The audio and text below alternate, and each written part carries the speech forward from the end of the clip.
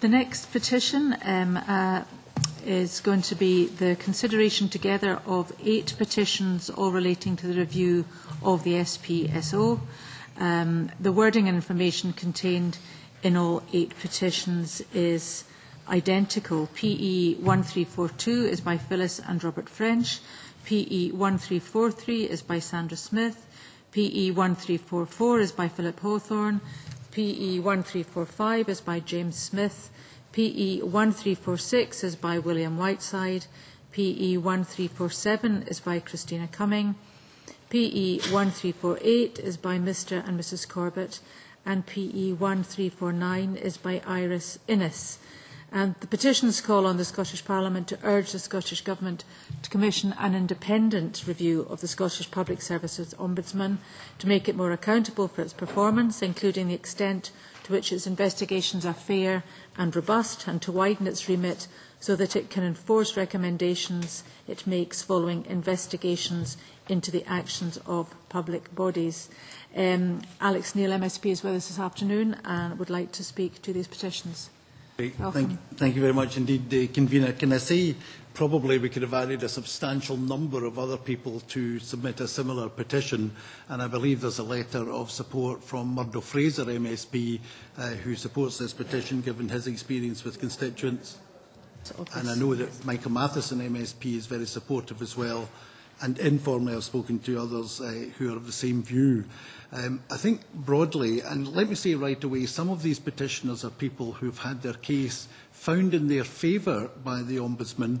This is not sour grapes. It is a more fundamental concern about the performance and the powers of the Ombudsman's office. And if I can just give 1 or 2 examples, and unfortunately these are not isolated examples, but just 1 or 2 examples from these cases of how lacking in robustness there has been in terms of investigations.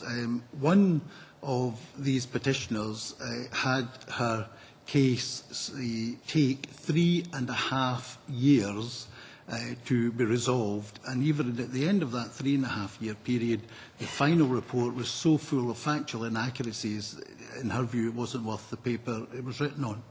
In another case, which was a planning matter, the reason why the Ombudsman refused to investigate the matter was because, quote, "It is not the job of a local government planning official to check that the papers going to the planning committee are accurate," end quote. That is clearly a farcical statement by any standard. Another example is where a very serious case was investigated in relation to a health matter with one of the health boards, and a number of recommendations were made to avoid the same thing happening again. And a year later, in the same health board, in the same ward, in the same hospital, exactly the same thing happened, and the recommendations of the Ombudsman were not implemented, and nothing was done about the lack of implementation, despite it being brought to the attention of the Ombudsman. I could go on all day with examples of where the Ombudsman, in my view and these other MSP's views and the petitioners' views, the Ombudsman's office is too often failing in its duty, failing to perform adequately. And given that the Parliament spends just under £3.5 million a year in funding the Ombudsman's office, I think, particularly in these days of constraint, we need a far better return for our money. And certainly, to quote one of the petitioners, it's not worth a farthing in terms of the quality of service that these petitioners have received. There is also, to be fair to the Ombudsman, an issue of the powers of the Ombudsman, which are more limited than they are in other countries, both in terms of the circumstances under which they can investigate a complaint, which is confined to administrative errors and a failure to deliver a service, does not include, as it does in many other countries, an injustice that has been inflicted on someone by a public body, allegedly, and also the power to implement their recommendations is limited, but they're not using the powers they've got very effectively.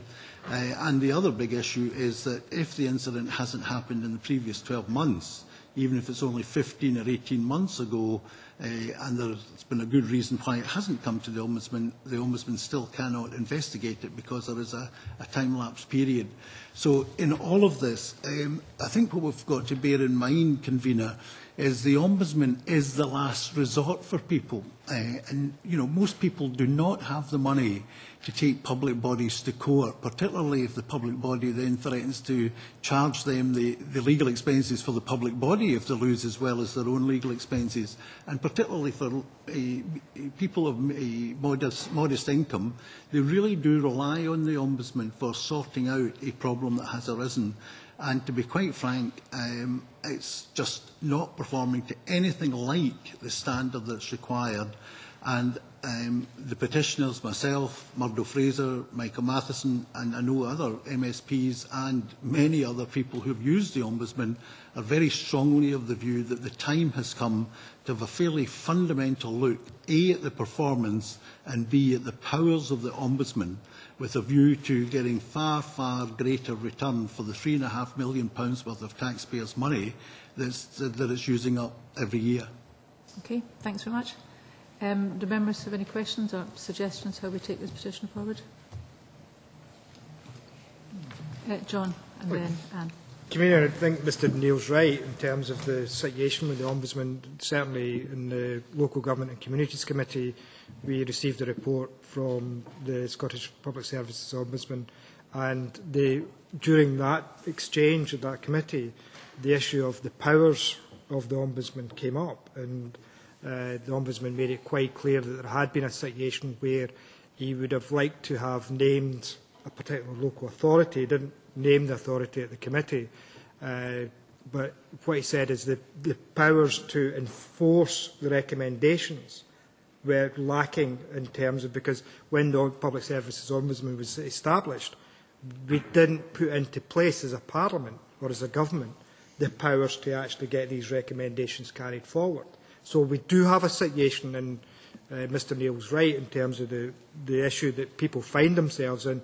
They genuinely think they're going to a body that can resolve an issue and get answers, if not solutions, to the problems that they encountered when dealing with public bodies, only to find that even when the recommendations are quite strong, these recommendations do not need to be carried out by that public body. They can note the recommendations, but don't have to actually implement the recommendations in full. So there is an issue in terms of the powers, and I think we welcome the debate today that we can actually try and take forward the issue of the powers to ensure that people do feel they're getting some satisfaction from a public body that is supposed to be there to represent them and protect them against other public bodies in decisive action or in terms of the actions that they've taken against individuals. So certainly I would support the idea of going to not only the Scottish Public Services Ombudsman but also to Scottish Parliamentary Corporate Body as well as the Scottish Government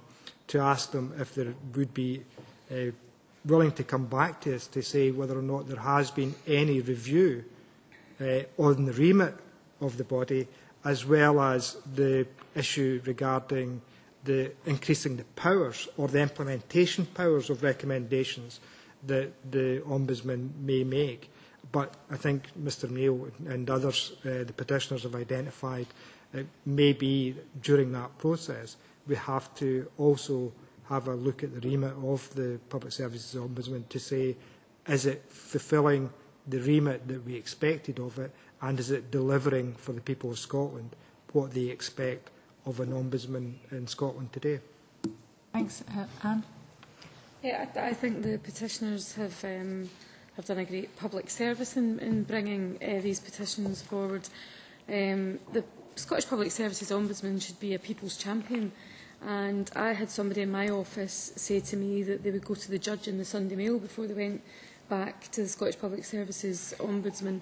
And I would have thought that it would, have been in everyone's interest, including the Office of the Ombudsman, to be able to look at, to review the work that they do in the remit, and to be able to become, give people confidence in in what they do. And I think the most interesting bit is the bit about enforcement. I'm on the Public Audit Committee, and we often talk about how we make recommendations, the Auditor General makes recommendations. It doesn't mean anybody's going to enforce it. We've got a petition coming back to us later today from Govan Hill Housing Association. Housing legislation has been strengthened. Their concern is, will it be enforced? And so I think, to go through what people go through to finally get to that final stage where they go to the Scottish Public Services Ombudsman, even if they get satisfaction in their judgment, and then it's not enforced, then how does that make people feel? How does that give people confidence in that service?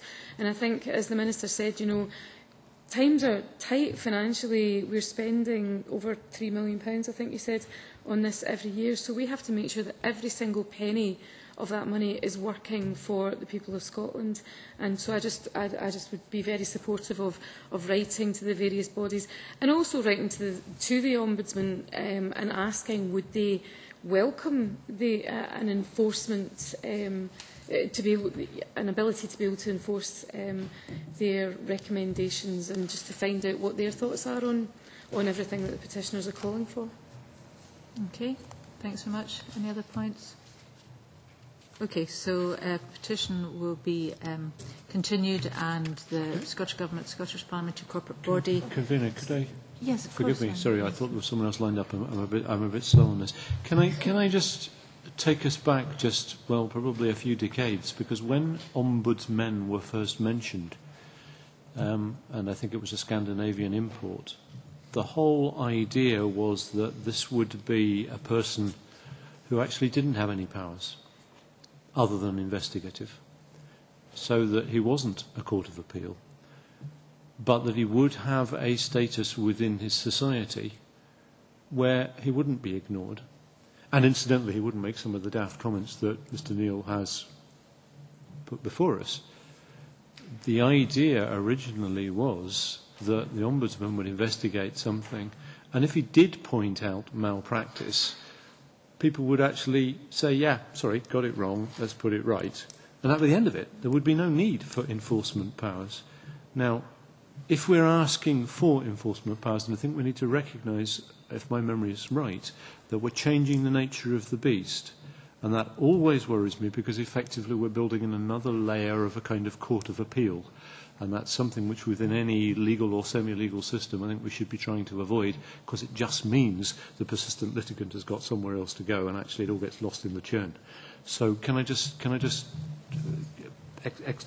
express some concern that we don't lose sight of the concept and try and turn it into something else. But clearly there is a great deal of dissatisfaction with what's been going on. I think we're all aware of it. Something needs to change. But I'm not sure it's necessarily the enforcement powers. It may be the width of the investigative powers, and it may quite simply, I don't want to be personal about it, but it may just quite simply be the way the job is done by the people who are doing it. Can I just clarify? I mean, there may be a range of views held by the committee, but what the committee seems to be agreeing to is the fact that we should continue with this petition, and that we should seek further information, which will then allow it to be brought back and allow for further discussion. Thanks very much. Convener, thank you, members. You.